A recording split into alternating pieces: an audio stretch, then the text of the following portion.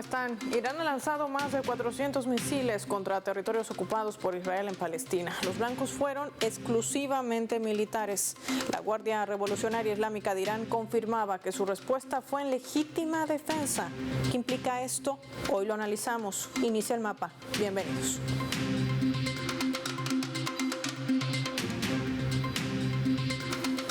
Despleguemos nuestro mapa, identifiquemos datos claves para entender todo este panorama.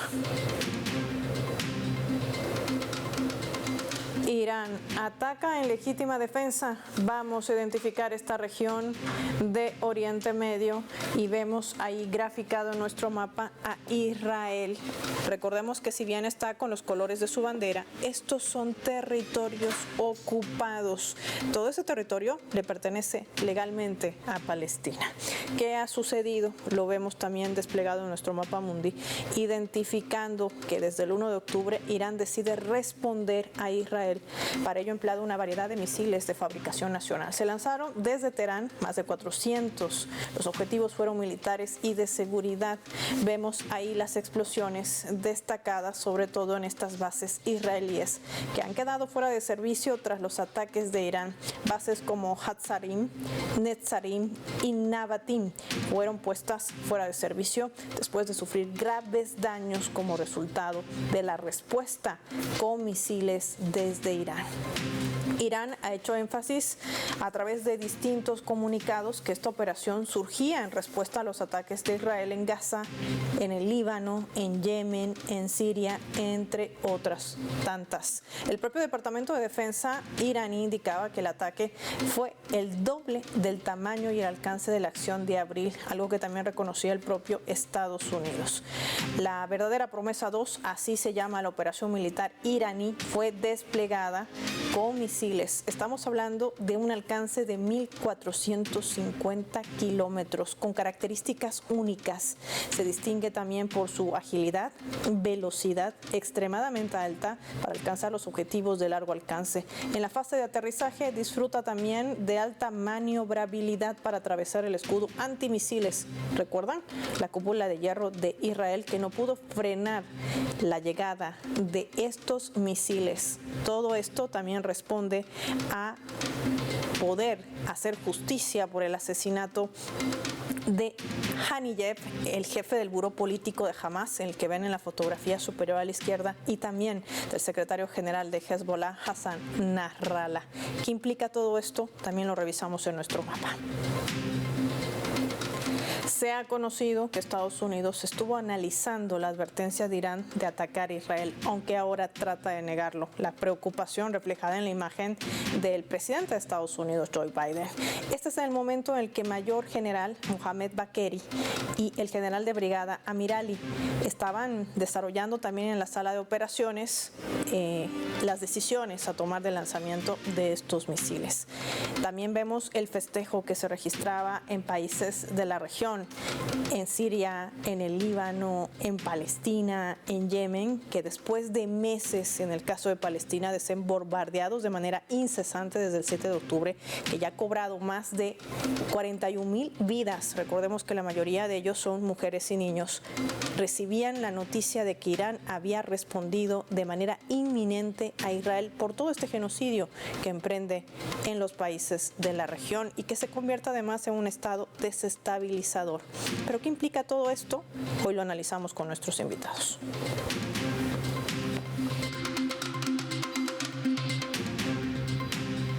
Nuestra especialista nos acompaña desde España, escritora, analista internacional, Carmen Parejo, a quien le damos la bienvenida. Hola Carmen, qué gusto tenerte en el mapa. Gracias por tu tiempo para Telesur.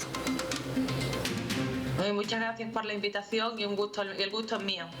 Carmen, revisemos los últimos acontecimientos. Se sabe que el Consejo de Seguridad de Naciones Unidas va a sesionar hoy y lo hace a pedido, por supuesto, de Occidente. Pero en el caso de Irán, cuando se bombardeaba su consulado en Siria, pues no fue la misma respuesta. Cuando se asesina el secretario general de Hezbollah, Hassan Nasrallah, no fue la misma respuesta. Cuando se bombardea el sur del suburbio de Beirut, la capital del Líbano, ya hay cientos de muertos, más de 1000.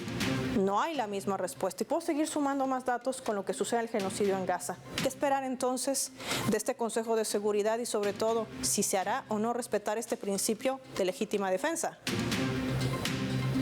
Bueno, hay que tener en cuenta que Naciones Unidas ha demostrado ser el gran fracaso dentro de todo este escenario y además, sobre todo en el caso de Palestina, el gran fracaso de la propia Naciones Unidas fue precisamente desde la creación del Estado de Israel hasta no haber sabido resolver esta cuestión durante todos estos años, teniendo incluso una agencia de refugiados que lleva más de 70 años. Una agencia de refugiados debería de ser algo puntual.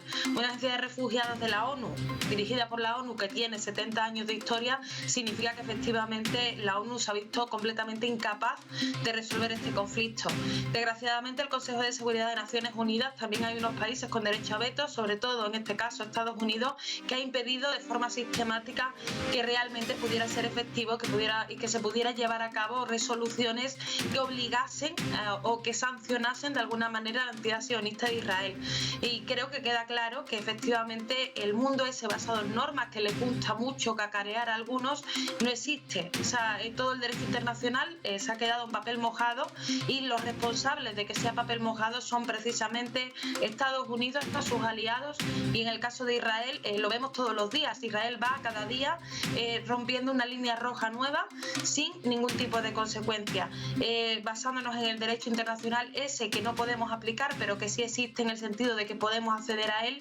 Efectivamente, lo que vemos es que Irán ha cumplido con ese derecho de legítima defensa, además con un ataque proporcional, con un ataque muy medido, con un ataque hacia lo militar, no hacia la población civil, que esto es muy importante, porque algunos han considerado que el ataque es menor precisamente porque no es criminal como están acostumbrados, como son los ataques de Israel. Yo creo que Irán ha demostrado un respeto por el derecho internacional y también un respeto hacia su pueblo y hacia no solo el derecho, sino el deber que tiene el Estado de defender y de proteger a su pueblo cuando se estaban evidentemente vulnerando sus derechos y su soberanía. Vemos la otra cara de la moneda. Ya Irán había advertido a través de su misión en Naciones Unidas que si Israel respondía, pues la respuesta de Irán iba a ser mucho más contundente que la que se ha visto el 1 de octubre. Pero Israel decide no responder a Irán de manera directa en su territorio, sino seguir bombardeando el Líbano, donde hay zona residencial. Estamos hablando de civiles, entre ellos mujeres y niños. Sigue bombardeando Gaza e inclusive se ha registrado hace instantes nada más el lanzamiento de misiles desde el Golán sirio ocupado por Israel, donde ha caído una edificación, un edificio de residencia civil en Siria. ¿Qué significa este movimiento de Israel? Bueno, Israel está tratando de, bueno, eso ya lo sabemos, una escalada a nivel regional que además de hecho le acompaña por el relato que están tratando de construir desde los medios de comunicación y desde ciertos políticos occidentales, que es plantear que existe una especie de conflicto regional donde Irán sería el ejecutor, el que de alguna manera está haciendo una especie de conspiración en distintos países para victimizar o para seguir victimizando con ello a Israel. Entonces, efectivamente, lo que estamos viendo es, por ejemplo, el ataque a Hezbollah, porque Hezbollah es una guerrilla chií, es una guerrilla aliada de Irán, en el sentido de que pertenece a ese eje de la resistencia, y entonces creo que lo que están es apostando un poco a repartir un poco esos ataques para poder generar ese relato, para poder confirmar ese relato de una especie de mano negra de Irán en distintos países de la región. Lo cierto es que todos y cada uno de los países de la región han sido víctimas de Israel directas. No estamos hablando solamente ya de la solidaridad con respecto a Palestina, sino que el Líbano, por ejemplo, ha sido invadido en 3 ocasiones. Siria también ha sido invadido. Siria además bombardeado de forma sistemática, de forma recurrente por parte de la entidad sionista, independientemente del genocidio en Gaza. Ya antes era así y ha seguido siendo así. En el caso de Irak, igual. Irak está amenazado de una forma también recurrente por parte de la entidad sionista, más aún desde altos mandos del gobierno israelí se ha llegado a decir que por el mismo argumento por el que consideran que tienen derecho a una invasión terrestre del Líbano, que es considerar que el Líbano no es o no tiene la categoría de un país, lo pueden hacer con el resto, y señalaba en concreto a Siria y a Irak. Entonces creo que lo que estamos viendo es cómo se plantea ese ataque a nivel regional, también con la funcionalidad de no llevar a cabo una guerra directa con Irán por motivos operativos, pero también porque Irán es una gran potencia. Una guerra contra Irán sería una guerra de desgaste para Israel o para quien la iniciase. Estados Unidos lleva años amenazando a Irán, lleva años sancionando a Irán, castigándola de múltiples maneras, pero tampoco se ha atrevido a una guerra directa con Irán. Una guerra directa con Irán, por ejemplo, podría suponer el cierre del estrecho de Hormuz, es decir, podría suponer unos daños económicos a nivel mundial que no se podrían permitir. Entonces yo creo que están jugando a esa estrategia de escalada regional, donde por supuesto Irán va a tener un rol, pero que además les viene bien para poder construir ese relato que sigue victimizando a Israel, mientras por supuesto ocultan el genocidio que se sigue perpetrando en Gaza. Y este es un aspecto importante, el que señala nuestra invitada Carmen Parejo, porque el estrecho de Hormuz podría cambiar las reglas del juego a un Estados Unidos que está buscando presionar. Tú nos dices que no quiere inmiscuirse en una guerra frontal con Irán, pero aprueba tan solo el pasado fin de semana más de 87.000 millones de dólares o 8.000 más para Israel. Le sigue donando armamento, le sigue gestionando su logística. Se conoce, aunque quieran deslindarse de esta responsabilidad, que el propio secretario de Defensa de Estados Unidos, Lloyd Austin, se ha reunido con Israel para poder visualizar cómo responder, qué hacer ante este ataque inminente, que además fue anunciado, hay que decirlo, por el propio presidente iraní Pezeshkian, y decía, no va a quedar en la impunidad ni el asesinato de Hassan Nasrallah, ni el de Haniyeh, que es el buró político de Hamas, ni de los civiles que siguen pereciendo tanto en Gaza como en el Líbano o como en Yemen. Entonces, ¿cómo entender el papel que está jugando Estados Unidos? Y la gran pregunta entra aquí, Carmen, ¿quién está buscando esta escalada? ¿Es Irán? ¿Es Israel? ¿Es Estados Unidos? ¿A quién identificamos? Bueno, en primer lugar, con respecto a Estados Unidos, hay una coincidencia, dejémoslo en coincidencia, que cualquiera que hayamos seguido cronológicamente los hechos nos ha podido llamar la atención, que es el hecho de que tanto previo al asesinato del líder de Hamas, que se produjo en Irán durante los actos fúnebres por el presidente Raisi, como en la víspera al asesinato de Nasrallah en Líbano, Netanyahu se encontraba en Estados Unidos, en un caso reunido directamente con el gobierno estadounidense, y en el siguiente precisamente por el encuentro que había en la Asamblea General de Naciones Unidas. Es muy improbable que Estados Unidos no estuviera al tanto, precisamente, insisto, teniendo en cuenta esa coincidencia de que en los dos casos Netanyahu se encontraba precisamente en territorio estadounidense. Entonces creo que ahí está claro que Estados Unidos está detrás de todas las acciones que lleva a cabo Israel y está informado, pero por eso mismo antes mencionaba que lo que buscan es esa escalada regional donde se interpela a Irán, aunque de momento no se atrevan a un ataque frontal con Irán. Siempre han pretendido que esos ataques se dieran de una forma indirecta, por ejemplo la guerra impuesta entre Irak e Irán, o como han también durante mucho tiempo azuzado las relaciones o tratando de enfrentar más, aprovechando el conflicto existente también entre los sunníes y los chiíes, entre Arabia Saudí e Irán. Actualmente el escenario no es ese.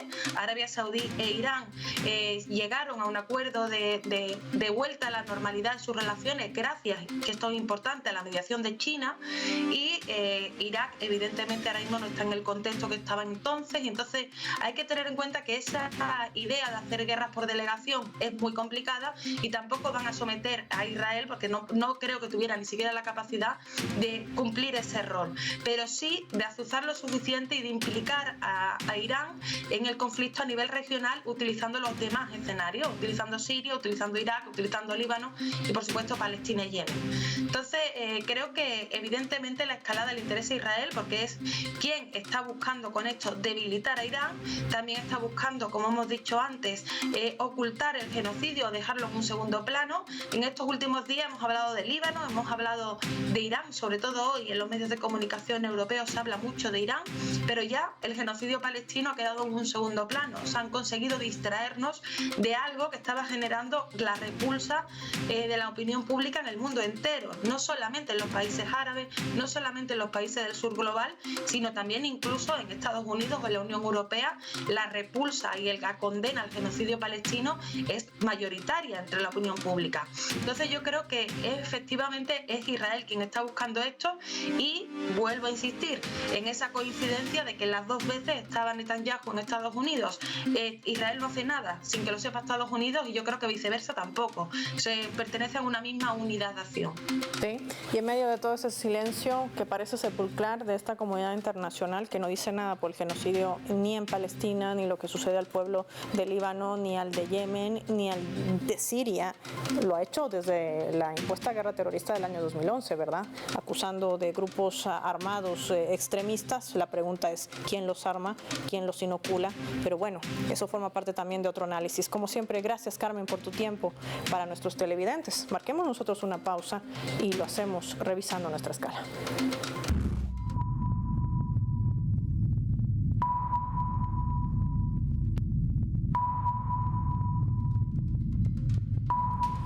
A través del portal web de Hispan TV, que está titulando de la siguiente manera, lo vamos a compartir en la pantalla del mapa. Israel declara al jefe de Naciones Unidas persona non grata tras ataque iraní. El ministro de Relaciones Exteriores de Israel, Israel Katz, ha anunciado este miércoles la decisión del régimen contra el secretario general de Naciones Unidas, Antonio Guterres. La argumentación es que no condenó, dicen ellos, de forma inequívoca la operación de represalia iraní del martes contra Israel. En este sentido, ha acusado a Guterres de respaldar a los grupos de la resistencia de la región como Hamas de Palestina y Hezbollah en el Líbano, Ansarullah de Yemen y ahora Irán como parte de la razón por la que se toma esta decisión. Tras el ataque de Irán, dicen los medios de comunicación de Israel, contra los objetivos militares, Guterres dijo que condena la ampliación del conflicto en Oriente Medio, se refiere a esta región de Asia Occidental, con una escalada tras otra. Esto tiene que parar, necesitamos absolutamente un alto al fuego. Es lo que publicaba el secretario general de Naciones Unidas a través de su cuenta en la red social X. Pero no se refirió, dicen los israelíes, directamente al lanzamiento de misiles desde Teherán hacia territorio ocupado palestino. Me refiero a Israel. Así mide Israel, él juzga quién sí y quién no. Vamos a ver estos últimos movimientos en instantes en los que además se desarrolla de manera simultánea esta reunión del Consejo de Seguridad de Naciones Unidas para tratar este mismo tema. Ya volvemos.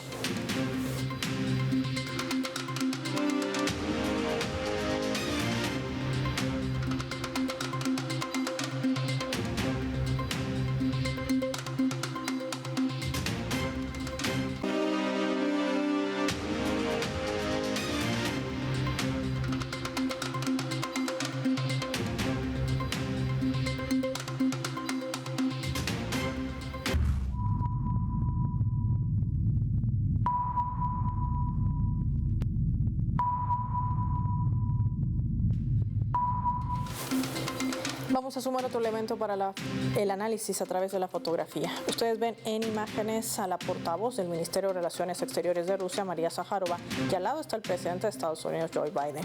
Es que ella, durante una publicación, declaraba que Estados Unidos ha perdido el control completo, un fracaso, ha dicho, en Asia Occidental. A medida que aumentan las tensiones en la región, era parte de su declaración, su primera impresión tras conocer la respuesta de Irán. El fracaso total de la administración de Biden en Oriente Medio, en Asia Occidental, un drama sangriento que no hace más que cobrar impulso, escribía ella a través de sus redes sociales. Además, la portavoz criticaba esas inarticuladas declaraciones desde la Casa Blanca respecto a la situación actual y que demuestran una total impotencia para la resolución de lo que ella ha calificado como una crisis.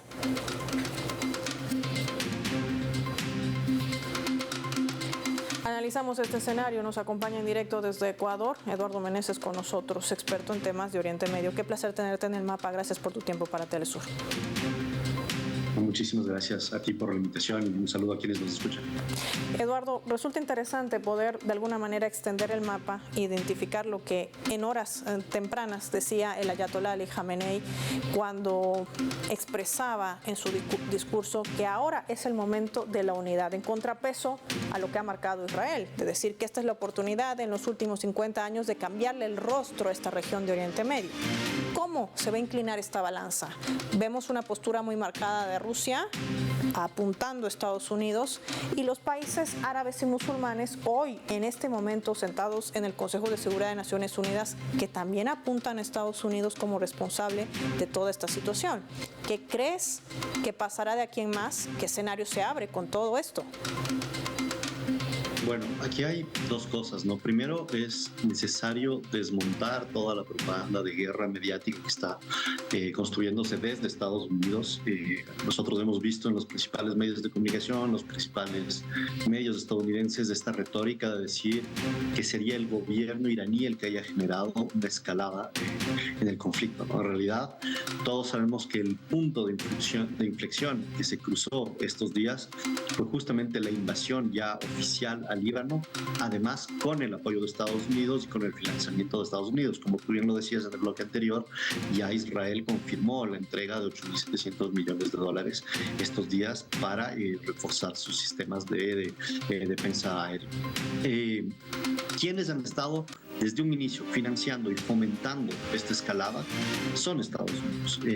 Yo creo que cuando justamente lo que decías hace un momento, Rusia habla de la inarticulación de Estados Unidos, de la incapacidad de Estados Unidos para mantener control en la región, eso toca algo muy profundo, que es el hecho de que la misma democracia estadounidense y la misma economía estadounidense cada vez más es más presa de los intereses belicistas y de la industria de la guerra, que son mercaderes de muerte, que son los que se benefician de esto. Ahí estamos en algo mucho más profundo que lo que siempre ha sido el interés de lo geopolítico por recursos en Medio Oriente. Aquí estamos entrando realmente a un capitalismo estadounidense en el cual la economía de guerra se vuelve fundamental frente a la crisis que está atravesando Estados Unidos.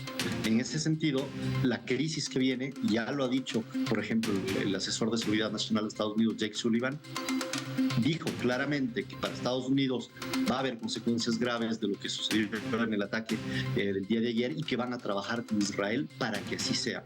Lo que único que se puede vislumbrar en este momento es una escalada de parte estadounidense e israelí en términos de ataques bélicos. Hay que temer que en algún momento uno de los infraestructuras nucleares en Irán podría ser uno de los objetivos militares, tanto para Israel como para Estados Unidos, lo que sería extremadamente grave en toda la región. Y esto además concluye al hecho de que ya hay posturas muy marcadas. Turquía ha dicho que va a respaldar con todo al Líbano, y esto marca también la unidad del eje de resistencia, y me refiero a Irán, a Irak y a Siria, y países que además confluyen hoy en su postura muy marcada, lo vuelvo a ratificar, apuntando a Estados Unidos como el responsable de toda esta situación que podría afectar, porque estamos hablando de una configuración geoestratégica. Si atacan Irán, no se trata solamente de atacar posiciones claves, sino también de poder cerrar el grifo de la salida de cuantiosas cantidades de barriles de petróleo. No nos olvidemos del estrecho de Hormuz, quien maneja esa ruta que se convierte también en clave, más aún en estos tiempos de crisis energética. El viejo continente sigue siendo y seguirá siendo seguramente el más golpeado, ya lo es por lo que sucede al este de Europa con Ucrania, y este otro panorama es nada alentador para quienes hoy están condenando a Irán y no a Israel por el genocidio. Te quiero proponer, a propósito de esto, revisar la postura de esa mirada también de Occidente. Veamos nuestra leyenda.